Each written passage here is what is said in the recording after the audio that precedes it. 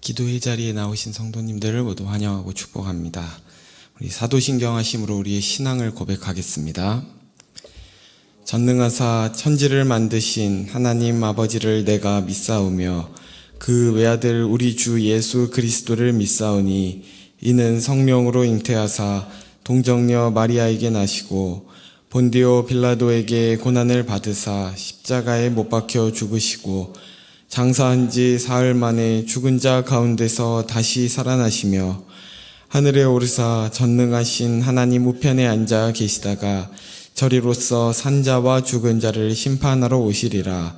성령을 믿사오며 거룩한 공예와 성도가 서로 교통하는 것과 죄를 사하여 주시는 것과 몸이 다시 사는 것과 영원히 사는 것을 믿사옵나이다. 아멘. 찬송가 276장 찬송하시겠습니다.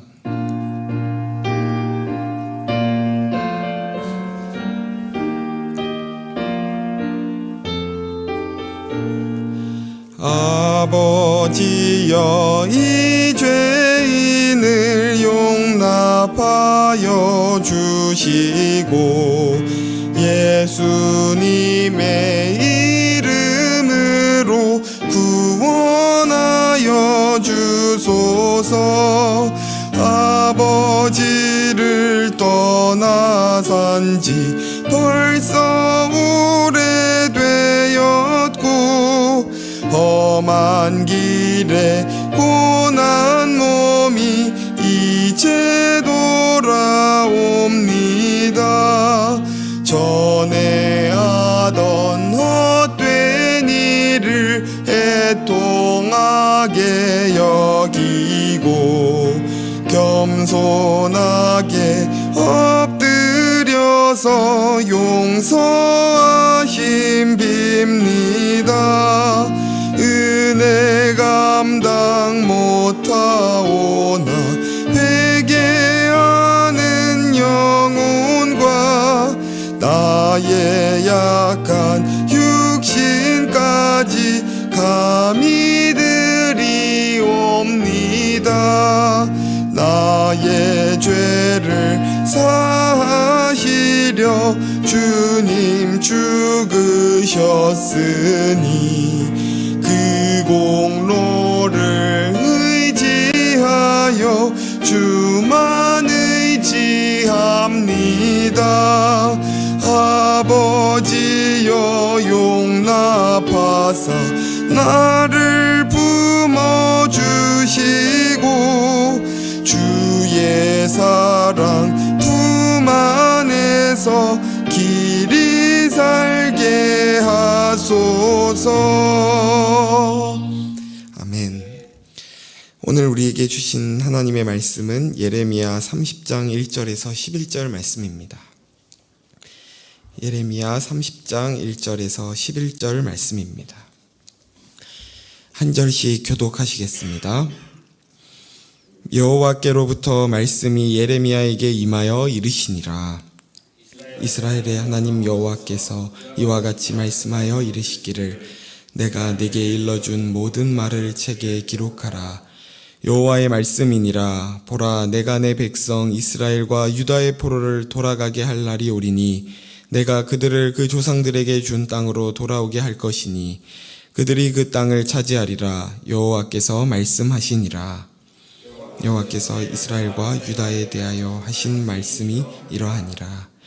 여호와께서 이와 같이 말씀하시되 우리가 무서워 떠는 자의 소리를 들으니 두려움이요 평안함이 아니로다.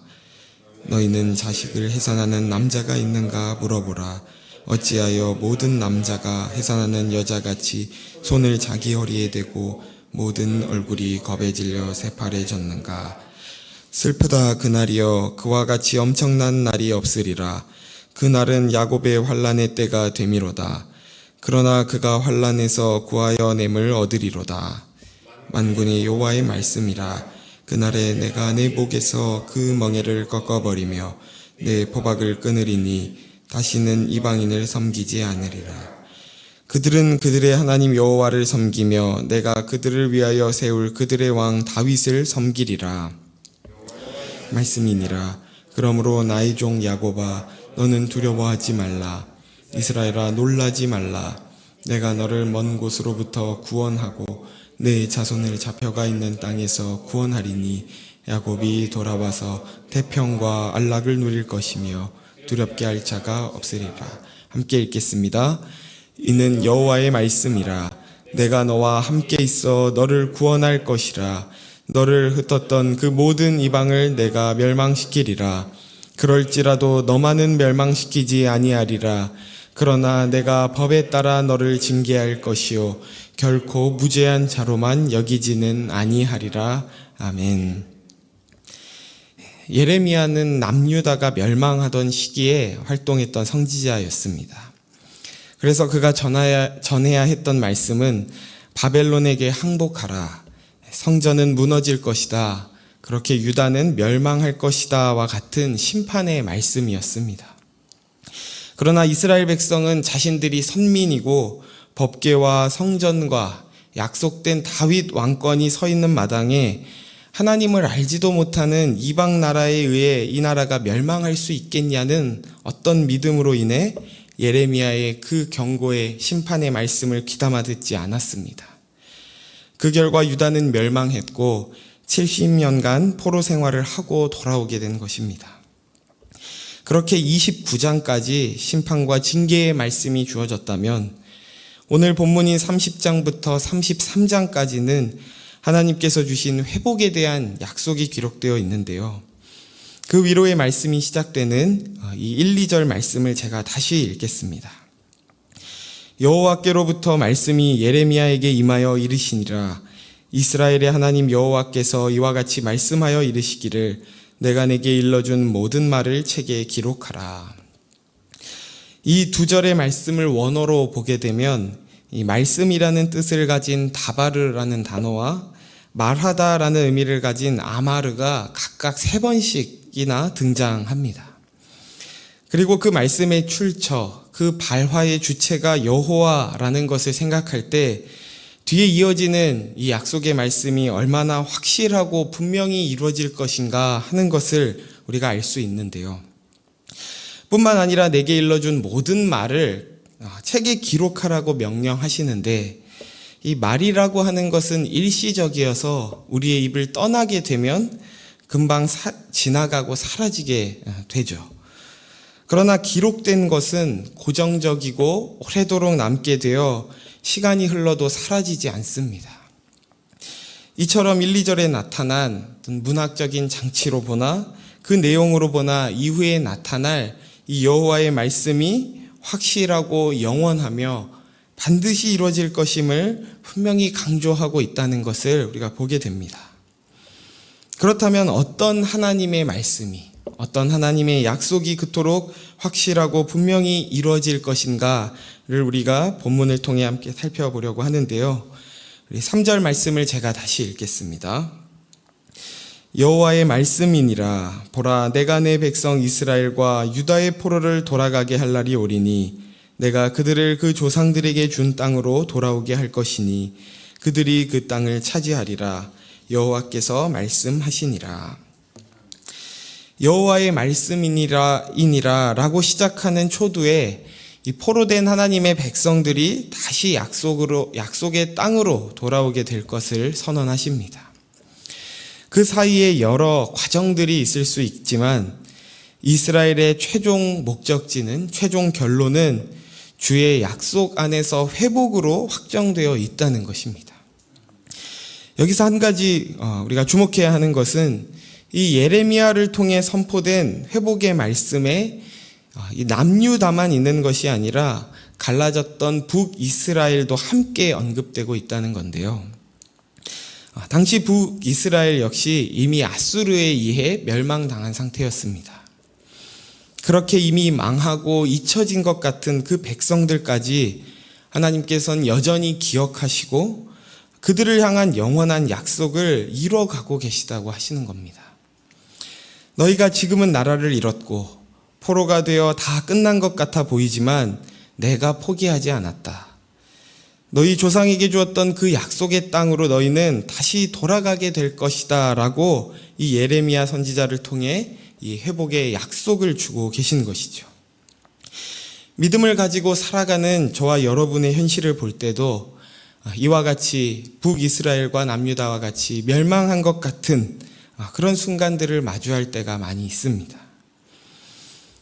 북이스라엘과 남유다가 이방 나라에 의해 멸망당하고 포로된 것처럼 우리 눈에는 이미 망한 것 같고 하나님께도 잊혀진 것만 같은 그런 순간들을 마주할 때가 있다는 것입니다. 그러나 우리가 그때도 기억해야 할 것은 그것 자체가 우리의 결론이거나 우리의 운명일 수 없다는 것입니다. 하나님께서 언약의 자손인 우리를 포기하지 않으시고 지금도 우리를 향한 하나님의 뜻을 이뤄가고 계시다고 약속하셨기 때문입니다. 하나님의 자녀된 우리의 종착지는 이 땅을 지배하는 힘과 권력에 달린 것이 아니라 예레미야를 통해 선포된 것처럼 하나님의 약속, 하나님의 작정하심 안에 있는 줄 믿습니다. 그렇게 초두에 포로된 이스라엘이 다시 약속의 땅으로 돌아오게 될 이 회복을 선언했지만 그 회복이 성취되기 이전에 그들이 거쳐야 할 환난과 징계의 현실에 대해서 5절부터 7절까지 말씀하고 있는데요. 5절부터 7절을 제가 다시 읽겠습니다. 여호와께서 이와 같이 말씀하시되 우리가 무서워 떠는 자의 소리를 들으니 두려움이요 평안함이 아니로다. 너희는 자식을 해산하는 남자가 있는가 물어보라. 어찌하여 모든 남자가 해산하는 여자같이 손을 자기 허리에 대고 모든 얼굴이 겁에 질려 새파래졌는가. 슬프다 그날이여 그와 같이 엄청난 날이 없으리라. 그날은 야곱의 환난의 때가 되미로다. 그러나 그가 환난에서 구하여 냄을 얻으리로다. 하나님께서 이스라엘 백성들에게 선지자들을 보내셔서 계속해서 선포하게 하신 말씀은 너희가 불순종할 때 심판이 임할 것이고 주변 강대국들에 의해 멸망할 것이라는 경고였지만 이스라엘은 그 경고의 말씀을 듣지 않았습니다. 그들이 반드시 듣고 마주해야 했던 불편한 진실, 이 심판에 대한 경고보다 자신들이 듣고 싶었던 이야기를 해주는 거짓 선지자들의 거짓 평안을 듣고 믿었던 것입니다. 그렇게 유다 백성은 죄악에서 돌이키지 않고 불순종한 결과로 징계를 당하게 되는데요. 좀 전에 읽은 5절부터 7절에 나열된 심판날의 모습은 하나님께서 이스라엘 백성에게 주셨던 이 복의 약속과는 정반대된 모습을 보여줍니다. 평안함이 아니라 두려움에 떨고 생명의 기쁨이 아니라 죽음의 공포에 질리며 기쁨이 아니라 슬픔으로 가득 찬 그날이 너희에게 임할 것이라고 말씀하시는 것이죠. 그렇다면 이런 심판의 메시지와 이스라엘의 비극적 역사는 오늘날 우리에게 무엇을 말씀해 주는 걸까요? 불순종했다간 이런 무시무시한 심판을 받으니 앞으로 다시는 실수하지 말고 순종하여 이런 과정을 겪지 말라는 그 메시지만일까요? 만일 그렇다면 우리는 이제 이스라엘의 역사를 통해 불순종에 따르는 징계를 보았으니 그 두려움을 알았으니 우리는 순종의 삶을 실수 없이 잘 살아갈 수 있는 걸까요? 이스라엘을 결국 회복시키실 것이지만 그럼에도 그들을 징계하시고 포로가 되게 하신 것에 어떤 의미가 있는지 우리 말씀을 좀 더 함께 살펴보려고 합니다. 우리 8절부터 10절 말씀을 함께 읽도록 하겠습니다. 만군의 여호와의 말씀이라. 그날에 내가 내 목에서 그 멍에를 꺾어버리며 내 포박을 끊으리니 다시는 이방인을 섬기지 않으리라. 그들은 그들의 하나님 여호와를 섬기며 내가 그들을 위하여 세울 그들의 왕 다윗을 섬기리라. 여호와의 말씀이니라. 그러므로 나의 종 야곱아 너는 두려워하지 말라. 이스라엘아 놀라지 말라. 내가 너를 먼 곳으로부터 구원하고 내 자손을 잡혀가 있는 땅에서 구원하리니 야곱이 돌아와서 태평과 안락을 누릴 것이며 두렵게 할 자가 없으리라. 아멘. 앞서 이스라엘 백성이 심판과 징계를 받게 된 이유는 무엇이었나요? 그들의 불순종이었습니다. 그렇다면 이들을 향한 회복의 이유는 무엇인가요? 그 이유는 이 말씀에 나타나 있지 않습니다. 정확히 말해서 이스라엘 백성에게 회복의 이유나 근거가 있지 않다는 것입니다. 만일 하나님께서 단순히 불순종하면 벌과 심판을 받고 순종하면 복받는다는 원리를 이스라엘에게 가르쳐주고자 하셨더라면 이들이 불순종했을 때 징계받았던 것처럼 이들이 순종할 때 회복시켜 주겠다고 말씀하셔야 하지만 이들이 회복될 것이라는 것에 대한 어떤 이유나 조건을 그들에게 요구하고 있지 않다는 것입니다. 7절 하반절부터 이어지는 이 회복에 대한 약속은 심판이 뚝 끊겨져서 마치 불연속적으로 하나님의 일방적인 회복이 주어지고 있다는 것을 우리에게 보여줍니다. 다시 우리의 질문으로 돌아와서 이처럼 하나님의 선하신 계획 안에 자기 백성을 결국 회복시키실 것임에도 불구하고 바벨론의 포로가 되는 것을 허락하시는 마치 변덕스러운 것 같은 이 과정과 시간을 통해 하나님께서 이루고자 하시는 뜻은 무엇일까요? 그것은 폭력과 공포뿐인 하나님을 알지 못하는 이방 땅에서 비로소 하나님께서 이스라엘을 향해 가진 계획과 목적이 얼마나 크고 놀라운 것인지를 깨닫게 하시려는 것입니다. 그들이 그토록 들으려 하지 않았고 순종하지 않았던 하나님의 말씀을 그렇게 자신들을 향한 하나님의 신 계획과 목적을 이방 나라 바벨론의 포로가 되었을 때 비로소 그들은 깨닫고 자각하게 되는 것입니다. 이것은 오늘 우리의 삶에도 매우 직접적으로 맞닿아 있는 모습입니다. 우리는 하나님의 말씀을 배반하고 불순종하여 나의 방식으로 평안과 기쁨과 만족을 찾으려 하지만 그렇게 내가 선택한 그곳에는 아무런 기쁨도 평안도 만족도 없다는 것을 배우게 됩니다. 그렇게 마치 세상의 포로와 같이 된 그때 오직 하나님의 말씀 안에서만 참된 평안과 안락을 누리며 우리를 두렵게 할 자가 없다는 사실을 깨닫게 되는 것이죠. 그래서 바벨론의 포로 시기는 단순히 이들에게 없었으면 더 좋았을 시간이 아니라 하나님의 큰 계획 안에서 오히려 하나님의 뜻과 계획을 깨닫게 되는 이들에게 중요하고 필수적인 시간이었던 것입니다. 그러니 우리 역시 우리의 실패와 실수를 후회하고 회개하는 것에서만 넘어서 그것을 통해 깨닫고 배운 것을 동력 삼아 하나님께서 우리를 향해 뜻하신 계획과 그 영광스러운 자리까지 나아가는 저와 여러분 되기를 소원합니다. 마지막으로 그렇다면 하나님께서 자기 백성을 향한 그 영광스러운 그 높으신 자리가 어떠한 자리인지 그리고 그것을 하나님께서 어떻게 이루어 가시는지 살펴보고 말씀을 마치려 하는데요. 우리 11절 말씀을 다 함께 읽겠습니다.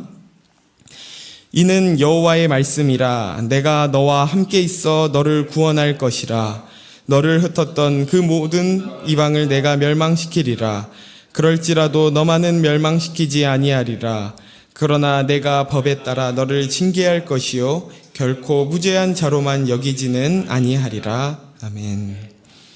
이 11절 말씀은 오늘 본문 전체의 말씀을 집약적으로 압축하고 있습니다. 내가 너와 함께 있어 너를 구원할 것이나 법에 따라 징계할 것이요 무죄한 자로만 여기지는 않겠다고 하시는 것이죠.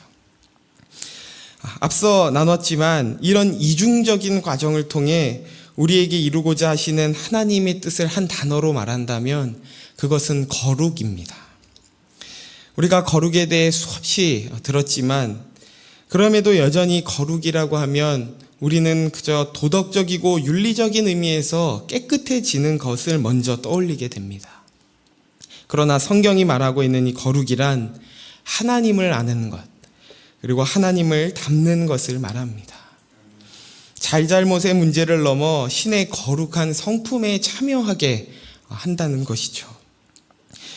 우리가 이처럼 거룩한 백성이 되기까지 하나님께서 얼마나 열심을 다하시는지 다른 이방은 모두 멸망시키나 너만은 멸망시키지 않겠다고 말씀하십니다. 이것을 다시 말하면 너가 거룩해질 때까지 결코 너를 포기하지 않겠다는 것입니다. 무섭지 않나요? 무슨 일이 있어도 부모가 자녀를 포기하지 않고 훈육하고 양육하듯이 우리를 향한 하나님의 뜻을 이루시기까지, 그렇게 거룩한 백성으로 완성하시기까지 우리를 포기하지 않으시겠다는 것입니다. 그래서 저와 여러분은 빠져나갈 구멍이 없습니다. 그러나 동시에 우리의 마지막은 거룩일 수밖에 없습니다. 우리가 하나님의 언약의 자손이라는 것과 우리를 향한 거룩한 하나님의 뜻을 이루고 말 것이라는 이 사실을 회피하고 외면하는 것이 아니라 우리에게 기쁨으로 받아들여 우리에게 허락하신 삶의 자리가 약속의 땅과 같은 곳이든 바벨론의 포로 같은 곳이든 그 자리에서 하나님의 뜻을 드러내기 위해 고민하고 분투하여 거룩한 주의 백성으로 살아내는 저와 여러분 되시기를 예수님의 이름으로 축원합니다. 이 시간 말씀을 생각하며 세 가지 기도 제목으로 함께 기도하길 원하는데요. 먼저는 우리의 현실이 아무리 두렵고 절망스럽다고 해도 우리의 결국은 주의 약속 안에 보장되어 있음을 잊지 않게 해달라고 기도합시다. 두 번째로는 우리의 신앙이 잘잘못의 문제를 넘어서 신의 성품에 참여하는 거룩한 백성이 되기까지 자라게 해달라고 기도합시다. 마지막으로는 우리 15남 다락방을 위해 기도할 때 15남 다락방이 나보다 남을 낮게 여기고 존중과 배려로 포용하고 용납하여 하나님의 위로하심을 경험하는 다락방이 되게 해달라고 우리 나눈 세 가지 기도 제목을 가지고 함께 기도하도록 하겠습니다. 하나님 아버지 감사합니다. 오늘도 우리를 이 자리에 불러주시고 예레미야 선지자를 통해 주신 말씀을 통하여 우리의 현실을 보게 하시고 우리를 향한 하나님의 약속을 다시금 깨닫게 하시니 감사합니다. 하나님, 우리의 눈에 보이는 현실은 이스라엘이 바벨론의 포로가 되었던 것처럼 진 것 같고 망한 것 같고 좌절스럽고 두려움의 현실 같아 보이지만 우리의 결국은, 우리의 운명은 하나님의 약속 안에서, 하나님의 작정 안에서 승리로 갈 수밖에 없다는 것을 우리가 이 말씀을 통해 다시금 확인합니다. 우리가 그저 두려움의 노예가 되어 징계받지 않기 위해 애쓰며 살아가는 인생이 아니라 하나님께서 우리를 부르실 때 계획하고 목적하셨던 그 영광스러운 자리까지, 거룩한 자리까지, 그 하나님의 신의 성품에 참여하는 자리까지 우리가 나아갈 수 있도록 인도하여 주시옵소서. 하나님, 우리는 여전히 우리의 좁은 시야 안에서, 우리의 좁은 이해 안에서 신앙을 타협하고 외면하려는 죄성이 있습니다. 하나님, 그런 우리를 포기하지 않으시고 인도하시는 주님이심을 바라보니